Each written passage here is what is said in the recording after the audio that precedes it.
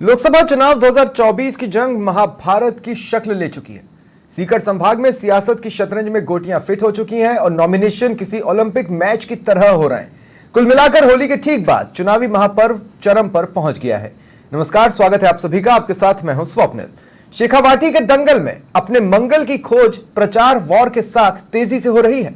एक तरफ CM Bhajanlal Sharma BJP के दिग्गजों के साथ प्रत्याशी का नॉमिनेशन करवा रहे थे, जनसभा कर रहे थे, वहीं दूसरी ओर पूर्व सीएम अशोक गहलोत गठबंधन धर्म के तहत प्रचार में बिजी रहे। दोनों ही मोर्चे एक दूसरे पर वार करने का कोई मौका नहीं चूके। इन सबके बीच कुछ सवाल हैं जो आम लोगों के बीच भी चर्चा का विषय बने हुए हैं। आज करेंगे कोशिश उन्हीं सवालों का जवाब लेने की। इस वक्त मेरे साथ हमारे सीकर संभाग के प्रभारी रमेश शर्मा जुड़ रहे हैं। रमेश, आज किस तरह से प्रचार टकराया, किस तरह का एजेंडा दोनों धड़ों की ओर से जमीन पर रखा गया? स्वप्निल भाई, देखिएगा कि जहां आज की बात करें तो अब शेखावटी कहीं न कहीं चुनावी रणभेरी शेखावटी में बच गई है। आज पूर्व मुख्यमंत्री अशोक गहलोत है, उन्होंने इंडिया गठबंधन के तहत अपने माकपा के जो प्रत्याशी राम, उनको किसानों का बड़ा मसीहा बताया, किसानों का नेता बताया और कहा कि साहब किसान हितैषी हैं। इसी के साथ मुख्यमंत्री भजनलाल हैं, उन्होंने अपने जो 100 दिनों के कार्यकाल विकास की बात कही। उन्होंने कहा साहब बेरोजगारों के साथ जो धोखा इन्होंने किया रीट पेपर को लेकर के जी, वो रखा, यमुना का जल आपको शेखावटी में पीने के लिए मिलेगा। वह बीजेपी जो कहती है वो करती है। तो वही आपके पूर्व मुख्यमंत्री अशोक जी गहलोत है, उन्होंने कहा साहब हमने हमारे कार्यकाल में बहुत अच्छे काम किए हैं, ये सीट हम अब इंडिया गठबंधन के तहत सीकर में उनके माकपा के प्रत्याशी हैं, उनको हम झोली में दे रहे हैं। तो कहा जा सकता है कि अब स्वप्निल भाई जो सीकर संभाग है उसमें सीकर, चूरू और झुंझुनू तीनों में ही आपको 19 को वो होना है। पहले ही प्रथम ही चरण में है, तो शेखावटी में अब चुनाव प्रचार और प्रसार जोर शोर से देखा जाएगा और एक दूसरे पे बयानबाजी की जाएगी। एक बहुत स्मार्ट मूव जो मुझे मुख्यमंत्री भजनलाल शर्मा की ओर से नजर आया वो ये नजर आया कि पेपर लीक के मामले को उन्होंने इमोशनल लेवल पर किसानों से जोड़ा और कहा कि आपके बेटों के लिए हमने एसआईटी का गठन किया है और आपके बेटों के साथ हम अन्याय नहीं होने देंगे। एक तरफ जब किसानों का मुद्दा उठाया जा रहा था, ये emotional card CM Bhajanlal Sharma ने चला, जिसे कि एक मास्टर स्ट्रोक कहा जा सकता है। कुल मिलाकर एजेंडा क्लियर हो चुका है। यमुना जल समझौता और पेपर लीक बीजेपी कहेगी इस संभाग में और कांग्रेस किसानों पर फोकस करेगी। देखिए स्वप्निल भाई, अभी भाजपा की अगर बात करें तो ये इनका मुद्दा जो है पहले से भी यही था कि भाई हमने एक सबसे बड़ी बात देखिए आज के चुनाव में, एक बात स्वप्निल भाई इन्होंने बहुत बड़ी की, अभी तक हम आरपीसी में पहुंचे। यानी कहने का मतलब है कि अभी हमें इस मुद्दे को अभी तक जारी रहेगा। इसमें हो सकता है कि उनका कहने का मतलब हो कि इसमें और गिरफ्तारियां भी हो सकती है, अभी और बड़ा लेवल पे। उन्होंने कहा कि साहब पहले भी एसओजी काम कर रही थी, लेकिन पहले एसओजी का उपयोग नहीं कर रहा था। आज वही एसओजी धरपकड़ करके और जो जिन्होंने पेपर लीक किया उनको सलाखों तक पहुंचा रही। तो कई मायनों में आज जो मुख्यमंत्री यहाँ बोल के गए उनमें कई चीजें तो ये समझ में आ रही है कि कहीं न कहीं कार्रवाइयां बड़ी होगी। और जैसे सांसद सुबेदानंद सरस्वती ने अपने बयान में कहा कि साहब मैं तो विकास के मुद्दों को लेकर के जाऊंगा, आज तक जो कांग्रेस ने कहा वो करा नहीं, मोदी ने की गारंटी है, मोदी का कार्ड है, मोदी ने जो कहा वो करता है। तो कुल मिला के अब जो आपको देखने को मिलेगा स्वप्निल भाई के 15, 20, 25 दिन का जो समय है अपने पास में, उसमें अब लगातार नेताओं के बड़े दौरे होंगे, बयानबाजी भी होगी, एक दूसरे पे आरोप प्रत्यारोप भी लगेंगे। आज मुख्यमंत्री अशोक गहलोत ने भी आरोप लगाया कि साहब हमने तो कोई कमी नहीं छोड़ी थी, हमने भी कार्रवाइयां करी है, पेपर लीक मामले को हमने इतनी बड़ी सजा का प्रावधान हमने किया है कि अगर कोई पेपर लीक करता है तो इतनी बड़ी सजा मिलेगी। तो भाई अभी चूरू में आज नामांकन हो गया, तो कहा जा सकता है कि सीकर, चूरू, झुंझुनू तीनों ही जिलों में लगातार अब चुनावी सरगर्मियां हैं वो तेज होगी। ठीक है, मेरे साथ फूल सिंह ओला जी जुड़ रहे हैं, प्रदेश महामंत्री हैं कांग्रेस के। फूल सिंह ओला जी, स्वागत करता हूं मैं आपका समाचार प्लस पर। फूल सिंह जी, मेरा सवाल आपसे ये है, लोग भी ये पूछना चाह रहे हैं कि भाई ये किस तरह का गठबंधन है? एक सीट जो आपने गठबंधन के लिए छोड़ी, वही कम्युनिस्ट पार्टी राहुल गांधी के अगेंस्ट केरल में प्रत्याशी खड़ा करती है। आखिर ये किस तरह का गठबंधन है? किस तरह से भरोसे के साथ ये गठबंधन आगे बढ़ेगा?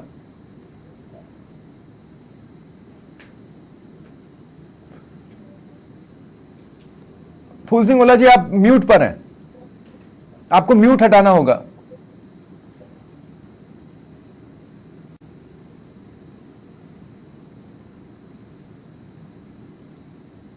फूल सिंह जी, सुन पा रहे हैं आप?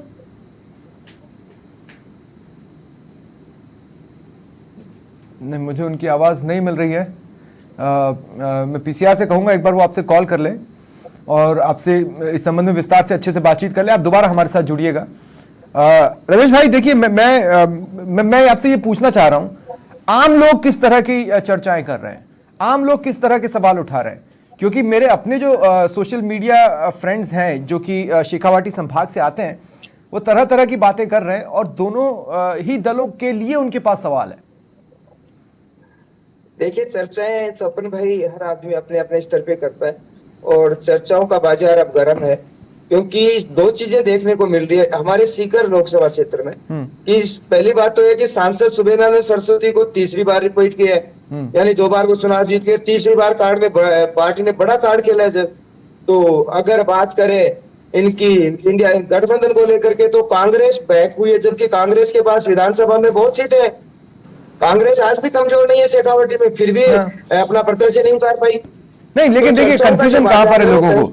जैसे विपक्ष इस मामले में पूरी तरह से सफल रहा कि वो लोगों के दिमाग में ये बात डालने में उन्होंने कोशिश की और वो सफल रहे कि भाई ईआरसीपी और यमुना जल समझौता ठीक है, लेकिन उसमें से आ क्या रहा है ये तो क्लैरिटी दो। ये मंच से क्लैरिटी आज सुनाई नहीं दी, लेकिन दूसरी तरफ कांग्रेस के हर मुद्दे का एक तरह से ठोस जवाब बीजेपी ने दिया इस एक मुद्दे को छोड़कर। नहीं, देखिए मंच पे आज सीएम भजन लाल ने उन्होंने दोबारा इस चीज को भी रिपीट किया है कि मेरे यहाँ कई दिनों से ये उलझा हुआ मामला था कि 21 जिले से एआरसीपी में वो वंचित थे। मैंने उनका वो एमओ हमारा हुआ, इसके बाद में आवाज उठी सीकर के किसानों की, साहब हमें भी पानी चाहिए। तो मैंने मुख्यमंत्री जी से बात करके और हरियाणा के मुख्यमंत्री से वहां से सारी चीजें मैं क्लियर करी। मैंने प्रयास किया कि मैं शेखावाटी में जल्दी से जल्दी जो यमुना का जल है वो किसानों को मिले।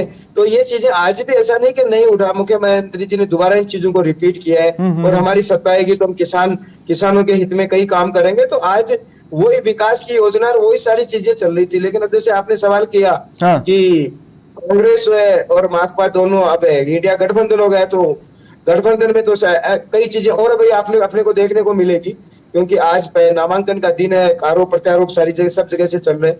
और इसके साथ एक बात और कहूँ सपन भाई की अब कहीं न कहीं ये माना जा सकता है कि सीएम भजन लाल का यहाँ आना, अपने आप एक नामांकन दाखिल कराना, तो कहीं एक साफ संकेत है कि इसके साथ मुख्यमंत्री अशोक गहलोत भी उसी की तर्ज पे आज आकर के अपना नामांकन पत्र प्रत्याशी का मामला राम जी का करवाया।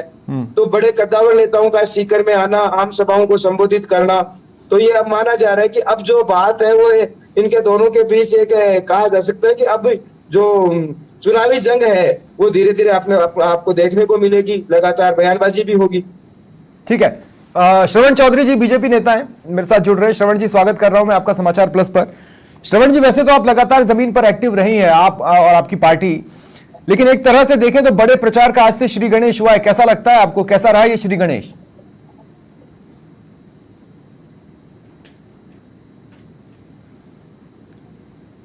श्रवण जी, आपको म्यूट हटाना होगा।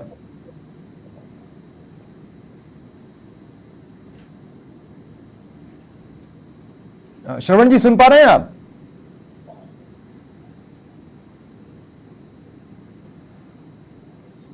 ठीक है, लगता है मेरी आवाज उन तक नहीं जा रही है। रमेश, मेरा एक सवाल तो आपसे यह भी है कि क्या लोगों ने इस बात को एक्सेप्ट कर लिया है, क्या लोग ये इस बात को पूरी तरह से समझ चुके हैं कि कांग्रेस और मार्क्सवादी कम्युनिस्ट पार्टी में गठबंधन हुआ है? ये दोनों दरअसल आप ऐसा समझ ले कि सिर अलग अलग हैं लेकिन धड़ एक ही है। देखिए, शुरुआती तौर पे सपन भाई अपन हमेशा डिबेट करते हैं, आप सब चीजों को शेखावटी समझ रहे हैं। पहले सुमेधानंद सरस्वती को पहली ही लिस्ट में नाम आ जाना ये तो तय हो गया था कि ये चुनाव इनका है। फिर भी लगातार कांग्रेस के सामने ये कहा जा सकता है कांग्रेस ये मान रही थी कि किसको उतारे, बीच में चर्चाएं परिचर्चाएं भी चली। कांग्रेस के काफी उम्मीदवारों ने टिकट भी मांगा, लेकिन कई दिनों तक जब उम्मीदवार यहाँ नहीं उतारा गया तो ये लोगों को लगने लग गया था कि कहीं न कहीं ये सीट है वो गठबंधन में जाएगी।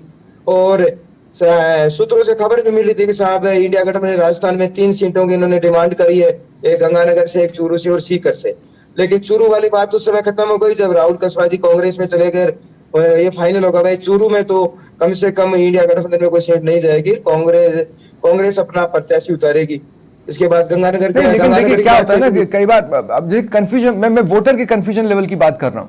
वोटर कंफ्यूज तो नहीं है ना कि दरअसल सीपीआई-एम और कांग्रेस एक ही है। देखिए कंफ्यूज वाली अगर कहीं न कहीं बात करें तो जब गठबंधन हुआ है तो वोटर के ये तो समझ में आ गया कि दोनों के सिद्धांत अब मिले हैं आपस में, एक दूसरे गले से एक दूसरे को कल तक जो मंच पे एक दूसरे को कह रहे थे कि आरोप प्रत्यारोप लगा रहे हैं, अब एक दूसरे के गले मिल रहे हैं। तो वोटर को ये तो कहीं न कहीं समझ में आ रहा है कि भाई चलो ठीक है, दोनों पार्टियां मिलकर के चुनाव लड़ेगी, निर्णय तो उनको सबको करना है जिस समय मतदान करेंगे। लेकिन कंफ्यूज वाली स्थिति अभी सफल भाई नहीं देखी जा रही है, क्योंकि सबको पता लग गया भाई चलो कांग्रेस के वो वोट हैं, कांग्रेस के नेताओं ने जैसे पीसीसी चीफ गोविंद सिंह डोटासरा ने कल भी बड़ा बयान दिया था, या इन्होंने मीटिंग की, मीटिंग के दौरान कहा कि साहब हम सब एक हैं। आज भी सारे कांग्रेसी नेता हैं वो पूरे मंच पे हैं। तो लोगों का ये जो आप मेरे से आपने जो एक सवाल किया कंफ्यूज वाला, वो शायद तो नहीं रहा। क्यों नहीं रहा कि अब लोगों को एक मैसेज हो गया कि भाई कांग्रेस और माकपा ये इंडिया गठबंधन के तहत चुनाव लड़ रही है। हाँ नहीं, लेकिन ये गठबंधन सिर्फ सीट तक सीमित है। कहने का मतलब ये है कि आप देखिए, मैंने कल भी ये सवाल पूछा था नागौर में, जिस तरह से गठबंधन की बात सामने आई तो आरएलपी के जो प्रवक्ता है, मैंने उनसे कहा कि भाई अमूमन जब इस तरह के प्रदेश स्तर पर गठबंधन हुए हैं तो उसे एक मेगा इवेंट बनाया गया है, कम से कम एक बड़ी प्रेस वार्ता की गई है। लेकिन ये जो दो सीटें, एक आरएलपी को और एक सीपीआई-एम को दी गई, उसे लेकर कोई बहुत बड़ी प्रेस वार्ता हुई नहीं और किसी तरह का मेगा इवेंट उसे बनाया नहीं गया। और आपस में समझौता क्या हुआ है? क्या माकपा प्रदेश भर में कांग्रेस के लिए जन समर्थन जुटाने की कोशिश करेगी? वृंदा करात नजर आ रही है, क्या वृंदा करात कांग्रेस के लिए अलग अलग जगह जनसभा करती नजर आएंगी? क्या हनुमान बेनीवाल कांग्रेस के लिए जगह जगह जनसभा करते नजर आएंगे? ये क्लैरिटी फिलहाल मिसिंग नजर आ रही है। एक बार फिर मेरे साथ जुड़ चुके हैं श्रवण चौधरी जी, बीजेपी नेता, और फूल सिंह ओला जी, प्रदेश महामंत्री हैं कांग्रेस के। आप दोनों का स्वागत है समाचार प्लस पर। श्रवण जी, मेरी आवाज आपको मिल रही है?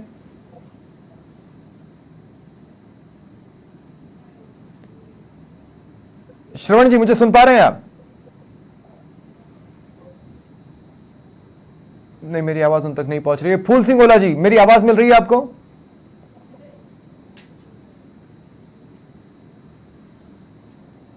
नहीं। फूल सिंह जी, मुझे सुन पा रहे हैं आप?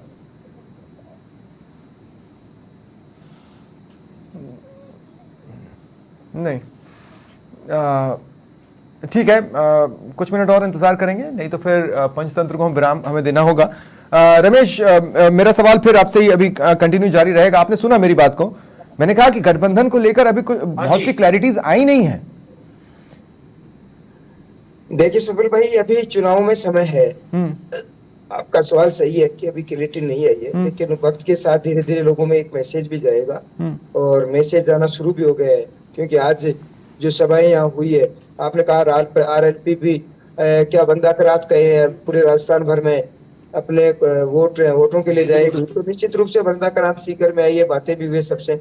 और हमारे सूत्र ये भी है कि साहब बंदा करात जो है वो इस चुनाव को लेकर के काफी गंभीर है, और जहां जहां इनके गठबंधन की बातें चल रही है राजस्थान भर में, वहां वो अपने चुनावी मैदान में भी उतरेगी, लोगों को ये बात क्लियरिटी करेगी भाई कांग्रेस और हमारे बीच में एक गठबंधन हो गया है।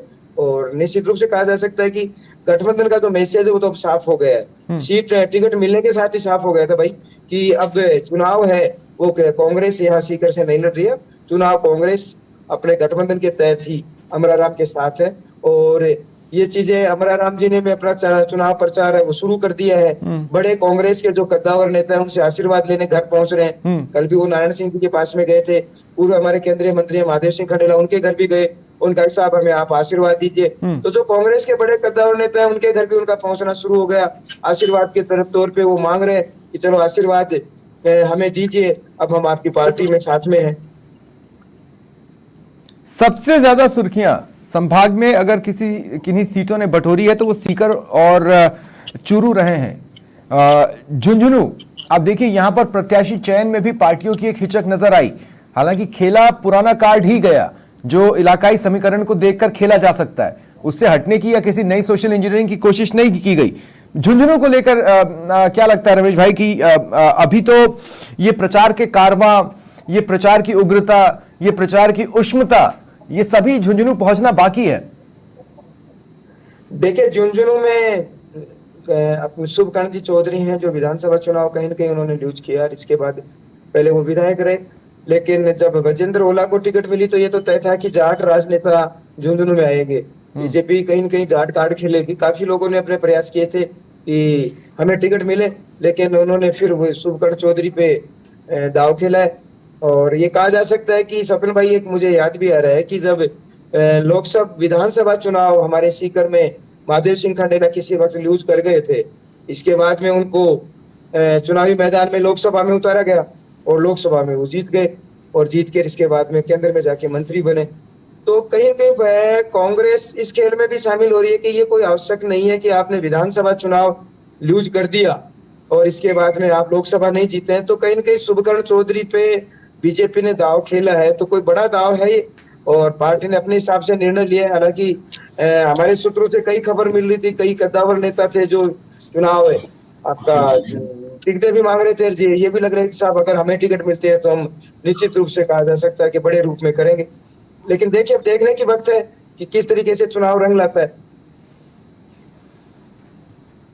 ठीक है, मैं एक बार फिर कोशिश करना चाहता हूं। यहाँ पर हमारे बीजेपी के गेस्ट श्रवण चौधरी जी और कांग्रेस के गेस्ट फूल सिंह ओला जी मेरे साथ हैं। श्रवण जी, आप मुझे सुन पा रहे हैं क्या? बिल्कुल सर, बिल्कुल श्रवण जी, नमस्कार सर जी श्रवण जी, मैं आपसे एक पूछना चाह रहा हूं कि वैसे तो आप जमीन पर प्रचार में ऑलरेडी बिजी हैं, लेकिन मेजॉरिटी में बड़े प्रचार का श्री गणेश आज से हुआ है, कैसा लग रहा है आपको? कैसी भीड़ रही, कैसा रेस्पॉन्स है लोगों का?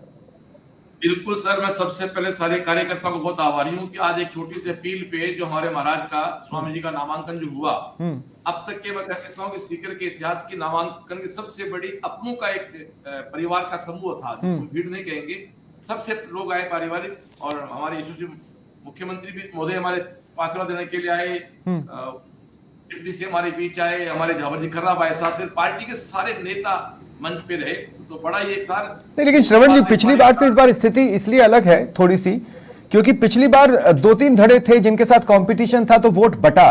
इस बार 2 धड़े आपस में जुड़े हैं, हो सकता है वोट बटने की स्थिति न आए। क्या आप कॉन्फिडेंट हैं कि इस स्थिति को पार पाया जा सकता है? सर, देश के जो 2 नारे हैं, अब की बार 400 पार, एक बार फिर मोदी सरकार, वैसे एक नारा सीकर में जा चुका है आज जुबान पे कि इस बार सीकर 5 लाख पार, 5 लाख पार की जीत को लेके हमारे कार्यकर्ता बिल्कुल उत्साहित है। और निश्चित बात है कि कांग्रेस के कैंडिडेट यहाँ नहीं है, तो निश्चित रूप से कि वो चुनाव बहुत एक वन साइड चुनाव मानते हैं। लेकिन ये जिस तरह का गठबंधन हुआ है, इतना तो समझ में आ रहा है कि आपके सामने किसानों का मुद्दा ही रखा जाएगा, और किसानों का मुद्दा राजस्थान में जहां पर भी हैवी रहा वहां आपको नुकसान हुए। श्रीगंगानगर, हनुमानगढ़ जैसे इलाकों को अगर हम देखें तो किसानों के मुद्दे ने आपको झुलसाया है वहां पर।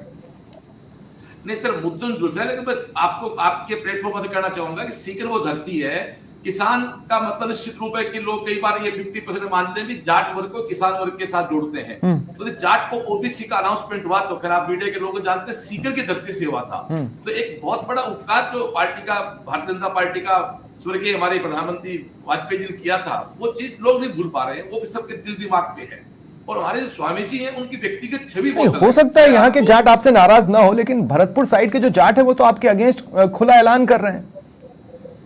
नहीं, ऐसा कुछ नहीं है। वो सभी लोग मोदी जी का जो कार्यशैली है, राम मंदिर का निर्माण हो, 370 का ठाना हो, निश्चित बात है कि किसान थोड़ा सा, मैं भी किसान कौम से आता हूँ, थोड़े से अग्रेसिव होते हैं, हमारे गुस्से को जल्दी रिप्रेजेंट कर देते हैं, ऐसा कुछ नहीं है। और उतना जल्दी हम लोग कूल होके उसको। आपकी जनसभा से एक उम्मीद थी कि यमुना जल समझौते पर क्लैरिटी आएगी। विपक्ष बार बार कह रहा था कि भाई यमुना जल समझौते पर क्लैरिटी तो दो, कितना आने वाला है, कितना मिलने वाला है, वो नहीं मिला है जनसभा से। बाकी का डीपीआर सब बनने जा रही है, आचार संहिता लग्गिस होने वाला है। हमारे शेखावाटी में तो झुंझुनू में तो हमारे एक बहुत ही बड़े नेता थे जो पूरे 4-5 चुनाव जीत के थे जमुना पानी के नाम पे आते। हमारी सरकार ने 100 दिन के अंदर ही, हमारे प्रधानमंत्री जी ने और खट्टर साहब ने और मुख्यमंत्री ने, हमारे वीरेंद्र शेखावत साहब जो खुद शेखावाटी के हैं सीकर, उनका एक बड़ा लगाव रहता है शेखावाटी से, और सब हो जाएगा। चुनाव, पार्लियामेंट चुनाव होते जैसे नहीं हो तो जाएगा, लेकिन कितना होगा, सवाल तो यही है ना। विपक्ष तो यही सवाल उठा रहा है, इस पर क्लैरिटी आना अभी भी बाकी है। फूल सिंह ओला जी से भी मैं एक बार बातचीत की कोशिश करना चाहता हूं। फूल सिंह जी, आप मुझे सुन पा रहे हैं क्या? हाँ जी। हाँ फूल सिंह जी, आपका भी स्वागत है समाचार प्लस पर। फूल सिंह जी, मैं आपसे ये पूछना चाह रहा हूं कि बड़ी अजीब सी स्थिति नहीं है, ये गठबंधन आगे कैसे टिकेगा? मैं ये कह रहा हूं कि आपने कम्युनिस्ट पार्टी के लिए एक सीट छोड़ी, लेकिन कम्युनिस्ट पार्टी राहुल गांधी के अगेंस्ट केरल में प्रत्याशी खड़ा कर रही है, तो हमें तो ये लग ही नहीं रहा कि दो दोस्त खड़े हैं। हमें तो ऐसा लग रहा है ये किस तरह के दोस्त खड़े हैं। कोई अजीब स्थिति नहीं लग रही है स्वप्न जी। जैसा गठबंधन हुआ है वो पूरे देश में जिस जिस प्रकार की परिस्थितियां हैं और सीकर में तो जैसा इस गठबंधन को इतनी मजबूती मिली है, किसानों का जहां भी आंदोलन, अच्छा, फूल सिंह जी, लेके आई देखिए उसमें। फूल सिंह जी, मुझे एक बात बताइए, यही कम्युनिस्ट पार्टी जी राहुल गांधी के अगेंस्ट अपना प्रत्याशी खड़ा कर रही है, ये बात कांग्रेस को चुभ नहीं रही है? नहीं, मार्क्सवादी कम्युनिस्ट पार्टी नहीं कर रही है, और सीकर में भारतीय कम्युनिस्ट पार्टी भी हमारे आज मंच पर साथ थे उनके पदाधिकारी। हाँ। और कहीं कहीं ऐसी स्थितियां वो हमारे अपने गठबंधन है, बाकी कहीं कोई इस प्रकार का चुनाव नहीं लड़ रहा है। कहीं गठबंधन की वजह से ये मैसेज लोगों के बीच तो नहीं जाएगा कि पार्टी कमजोर हो गई इसलिए गठबंधन की जरूरत पड़ी और लोगों का आपसे मोह भंग हो जाए, क्योंकि सामने प्रधानमंत्री मोदी का एक चेहरा है जो कि बड़ा स्ट्रांग चेहरा माना जाता है? आदरणीय नरेंद्र मोदी जी के चेहरे को और इनकी बातों से 10 साल में हिंदुस्तान का जो वोटर है वो ऊब चुका है, और सिर्फ बातें ही बातें हो रही हैं। और विशेष रूप से जो इस पीरियड में जो एक किसान आंदोलन, मणिपुर में जिस प्रकार का नंगा नाच हुआ, और हमारी बहन बेटियां जो विशेष रूप से शेखावाटी और इस हरियाणा राजस्थान से जो हिंदुस्तान का नाम दुनिया में रोशन किया, उनके साथ में जिस प्रकार का व्यवहार हुआ, और उसमें पर इसी बहन बेटियों वाले सवाल से तो मैं आपको नागौर ले जा सकता हूं। दिव्या मदेरणा नाराज है, बोले जो मुझे अपशब्द कहा करते थे उनके साथ आपने गठबंधन कर लिया। उसमें देखो ये सामान्य बातें हैं आपस में इस टाइप की, लेकिन आप ये सामान्य बात कैसे हो सकती है फूल सिंह ओला जी? अगर महिलाओं का सम्मान तो दिव्या मदेरणा तो आपकी अपनी थी, उनका सम्मान भी तो कुछ सम्मान है भाई।